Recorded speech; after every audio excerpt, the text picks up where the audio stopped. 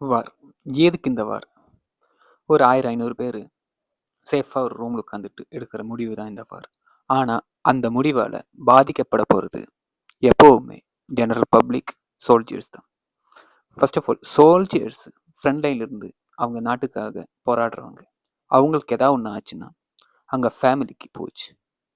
அப்பா, அம்மா, பசங்க, அண்ணன், தம்பி இவங்களுக்கு தான் அந்த லாஸு. கவர்மெண்ட் கிடையாது. இன்கேஸ் கவர்மெண்ட் குடுக்குற அந்த மெடலாலயோ, இல்ல மணியாலயோ இவங்க இழப்ப வந்துட்டு காம்பன்சேட் பண்ண முடியுமா? இதே இது நம்ம வீட்ல நமக்கு தெரிஞ்சவங்களோ, இல்ல அண்ணனோ, தம்பியோ இந்த மாரி இறந்து போயிட்டாங்கன்னா, எவ்வளோ கோடி கணக்கான காசு குடுத்தாலும், அந்த காசால நம்ம அண்ணனையோ, தம்பியோ அவங்களோட இழப்ப வந்துட்டு நம்ம காம்பன்சேட் பண்ணிருவோமா? எனக்கு தெரிஞ்சு பொலிட்டிக்கலா பெரிய பிரச்சனைலாம் இருக்காது. ஏன்னா, இப்போ நானோ, என்ன சார்ந்தவங்களோ, இல்ல நம்ம எல்லாருமே அந்த வார் ஸோனுக்குள்ள இருந்தது கிடையாது. அப்படி இருந்து பார்த்தா மட்டும் தான் அது எவ்வளோ கஷ்டமானதுன்னு தெரியும். எப்போ, எங்க மிசைல் வரப்போகுது? எப்போ அட்டாக் வரப்போகுது? எப்போ சாகப்போறோம்னு தெரியாம இருக்க போற அந்த சிச்சுவேஷன். அது ரொம்ப வேஸ்ட்டான சிச்சுவேஷன். கேவலமான சிச்சுவேஷன்.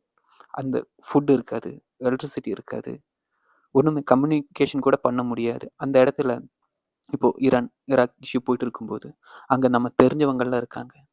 ப்ராப்பரான மெசேஜ், கம்யூனிகேஷன் வரலைன்னா நமக்கு பயம்தான். அவங்களுக்கு என்ன ஆச்சுன்னு. அவங்க 3 வேள இல்லன்னா 2 வேள சாப்பிட்டாங்களா? அவங்க எப்படி அங்க இருக்காங்க? சேஃபா இருக்காங்களா? ஏர் ஸ்பேஸ் வந்துட்டு பிளாக் பண்ணிட்டாங்க. அப்போ அந்த கண்ட்ரிக்கு மேல நம்ம டிராவல் பண்ண முடியாது. இப்போ லேட்டஸ்ட்டா நான் ஒரு வீடியோ பார்த்தேன். ஹெத்ரோ யுகே ஏர்போர்ட்ல இருந்து ஒரு ஃபேமிலி இங்க எல்லாமே ஷிஃப்ட் பண்ணிட்டு 5 இயர்ஸ் இங்க தான் இருந்தாங்க. எல்லாமே ஷிஃப்ட் பண்ணிட்டு இந்தியாவுக்கு ரிட்டர்ன் போறாங்க. என்ன ரீசன்லாம் தெரியாது. மேபி அவங்க ஃபேமிலி இஷ்யூவா இருக்கலாம். எமர்ஜென்சியா இருக்கலாம். அப்படி அவங்க போலான்னு சொல்லி முடிவு எடுக்கும்போது, ஃப்ளைட் எல்லாமே கேன்சல் பண்ணிட்டாங்க. அப்படி இருக்கும்போது அவங்களோட ஃபுட்ல இருந்து ஸ்டே அக்காமடேஷன் இதெல்லாம் யாரு அந்த ரெஸ்பான்சிபிலிட்டி எடுத்துக்குவா? இன்கேஸ் ஏதாவது எமர்ஜென்சிக்காக அவங்க ஊருக்கு போறாங்கன்னா, அங்க ஊர்ல அவங்களோட இல்லாத கேப்ப யாரு ஃபில் பண்ணுவா? இது மட்டும் இல்லாம இம்போர்ட், எக்ஸ்போர்ட் பிசினஸ் எல்லாம் நெறைய போயிட்டு இருக்கு. இப்போ இந்த மாரி ஒரு இஷ்யூ இருந்துச்சுன்னா, ஃபார் எக்ஸாம்பிள் இந்தியால இருந்து வர ப்ராடக்ட்ட டிபெண்ட் பண்ணிட்டு பிசினஸ் பண்றவங்க நெறைய பேர் இருக்காங்க. அத யூஸ் பண்ற கன்சியூமர்ஸ் நெறைய பேர் இருக்காங்க. எம்ப்ளாயீஸ் நெறைய பேர் இருக்காங்க. இப்போ இதெல்லாம் ஸ்டாப் ஆச்சுன்னா, இவங்களோட வேலை போயிரும். எக்கானமி டவுன் ஆயிரும். பிரைஸ் இன்கிரீஸ் ஆகும். இதெல்லாம் ஜெனரல் பப்ளிக் மேல தான் வந்து உழுவும். அப் பில்லியன்ஸ் ஆஃப் அமௌண்ட் தான் வந்துட்டு இந்த ட்ரோன்ஸ், மிசைல்ஸ், வெப்பன்ஸுக்காக ஒவ்வொரு கண்ட்ரியும் ஸ்பெண்ட் பண்ணுது.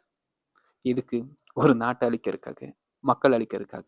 இதே காசு நல்ல ஒரு ஸ்கூல், மெடிசினுக்காக, ஹாஸ்பிட்டலுக்காக, நல்ல இன்ஃப்ராஸ்ட்ரக்சர், டெக்னாலஜி அப்படி யூஸ் பண்ணலாமே. எப்பவுமே மக்கள புரொடெக்ட் பண்றதுக்காக தான் லீடர்ஸ். இல்லாம அவங்களோட லைஃப்ப ரிஸ்க்ல போடுறதுக்கு கிடையாது. அப்படி வார் வேணுங்கிற சிச்சுவேஷன் இருந்துச்சுன்னா, ஃபர்ஸ்ட் லீடர்ஸ் நீங்க முன்னாடி போங்க. கூட உங்க ஃபேமிலியும் சேர்த்துக்குங்க. அதுக்கப்புறம் சோல்ஜர்ஸ்ல இருந்து அங்க இருக்கிற மக்கள்ல இருந்து ஓகே வருவாங்க. இந்த ஒரு போர், வார் நடக்கிறனால அந்த இடத்த மட்டும் அது டிஸ்ட்ராய் பண்றது கிடையாது. ஒரு ஃபேமிலியோட கனவ, எக்கனாமிய, பிசினஸ இது சுற்றி நடக்கிற எல்லாத்தையும் அது அழிக்குது. எப்பவுமே ஒரு லீடர் மக்களோட கனவுகள அழிக்கிறவனா இருக்க மாட்டாங்க. அவங்களோட கனவுகள பாதுகாக்கிறவனா, அவங்களோட லைஃப்ப எப்பவுமே ரிஸ்க் ஃப்ரீயா பார்த்துக்கணுங்கிற கமிட்மெண்டோட இருக்கிறவனா தான் இருப்பாங்க. அத